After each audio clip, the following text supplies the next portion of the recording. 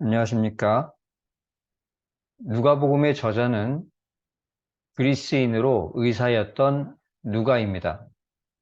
누가는 이방인으로서는 유일하게 성경을 기록했으며 독신으로 주를 섬기다가 84세의 나이로 성령 충만하여 잠들었습니다. 누가는 예수님에 관한 일들을 상세하고 정확하게 기록했는데 특별히 죄인을 사랑하고 용서하시는 그리스도의 모습을 많이 담았습니다. 그래서 선한 사마리아인 비유, 탕자의 비유 등이 누가복음에 있습니다.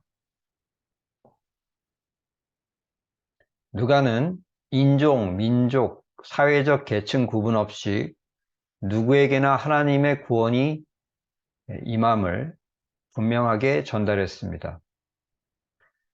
누가복음 1장 내용은 다음과 같습니다. 유대왕 헤롯 때에 제사장 한 사람이 있었는데 이름은 사가랴요. 그의 아내는 엘리사벳이었습니다.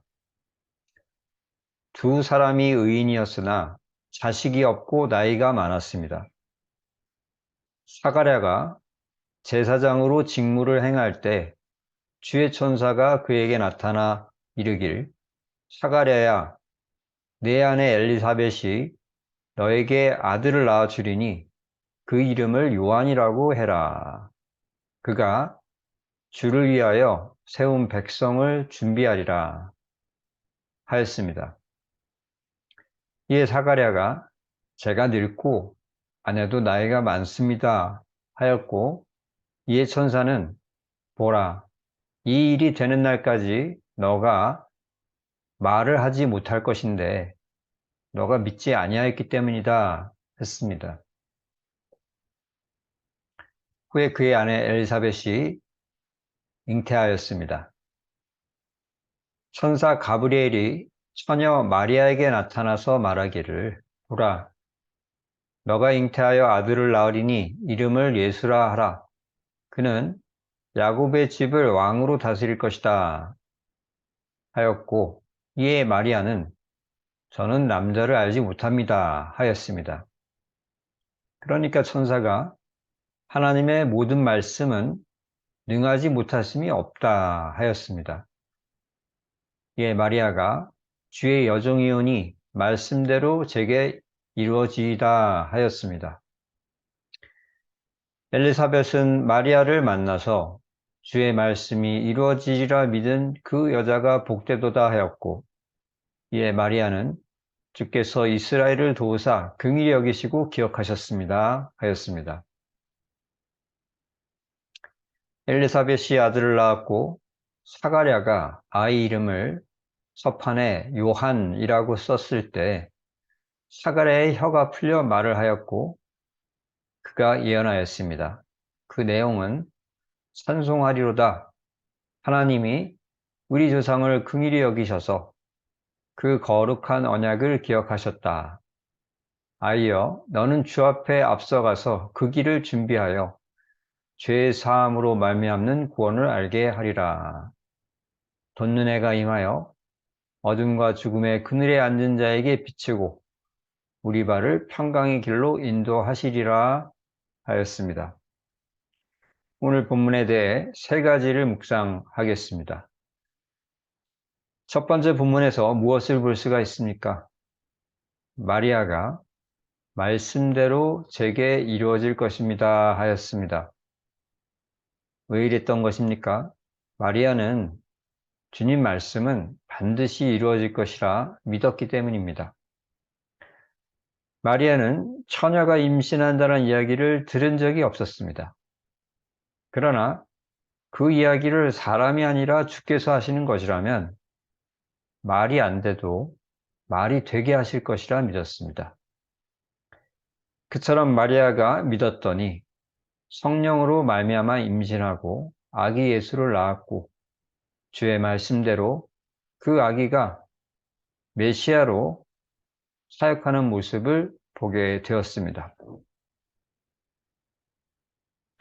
그럼 우리가 어떻게 해야 합니까? 하나님의 말씀이라면 안 될 것도 될 것이라 믿어야 하겠습니다. 누가복음 1장 37절 대저 하나님의 모든 말씀은 능하지 못하심이 없느니라 하셨습니다. 주의 말씀이라면 되지 않을 것도 될 것이라 믿고 기다릴 수가 있습니다. 전능하신 하나님은 그것 이룰 방법을 100가지도 넘게 가지고 계십니다.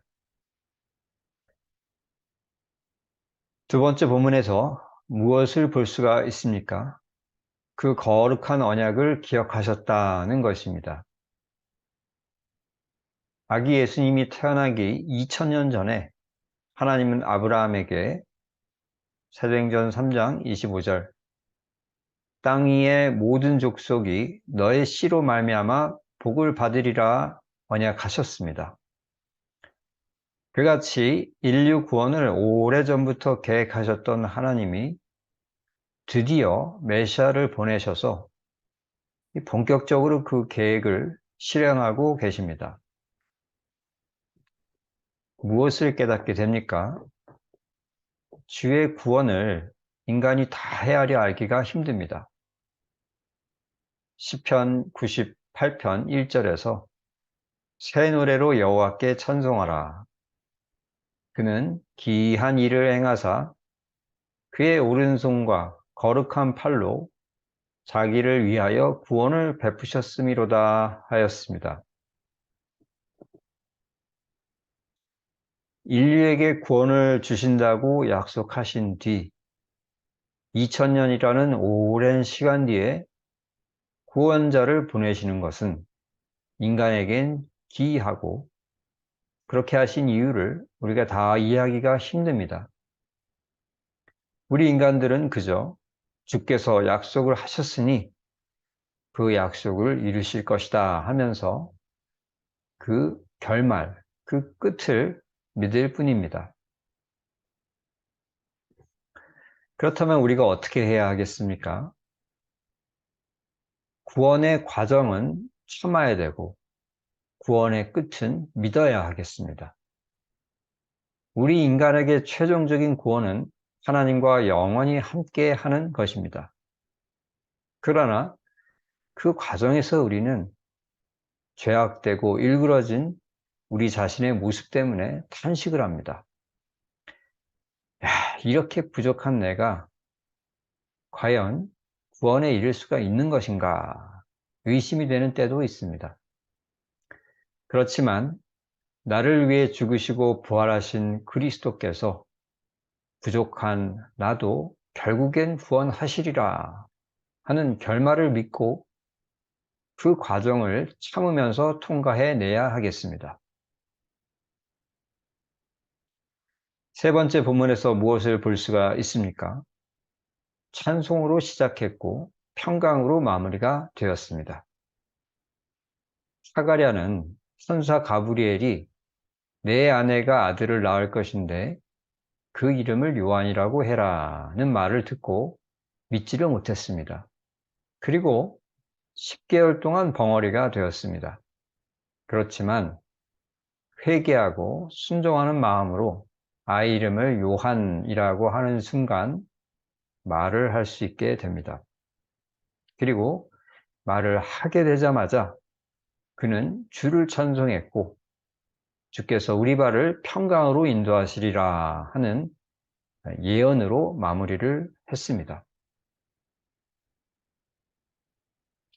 왜 사가랴가 찬송을 한 것입니까? 예수 그리스도의 구원에 대한 감사가 있었기 때문입니다. 누가복음 1장 68에서 69절 찬송하리로다 주 이스라엘의 하나님이여 그 백성을 돌보사 속량하시며 우리를 위하여 구원의 뿔을 그 종 다윗의 집에 일으키셨다 하였습니다. 사가랴의 찬송과 같이 그리스도의 구원에 대한 감사의 찬송이 있습니다. 이것은 믿음에 대한 표현으로서 그것이 십자가 대속의 능력을 동작시키고 그 결과 죄가 없어지고 하나님과 우리 사이에 화평이 이루어지게 됩니다. 그 다음에 하나님의 은혜가 우리 삶에 흘러들어서 우리가 그 풍성한 은혜 가운데 평강을 누리는 것입니다. 그러니까 우리가 어떻게 해야 하겠습니까? 감사로 찬송한다는 것이 복되다는 것을 알아야 되겠습니다. 감사로 찬송함은 참으로 복됩니다. 시편 68편 19절 날마다 우리 짐을 지시는 주, 곧 우리의 구원이신 하나님을 찬송할지로다 하였습니다.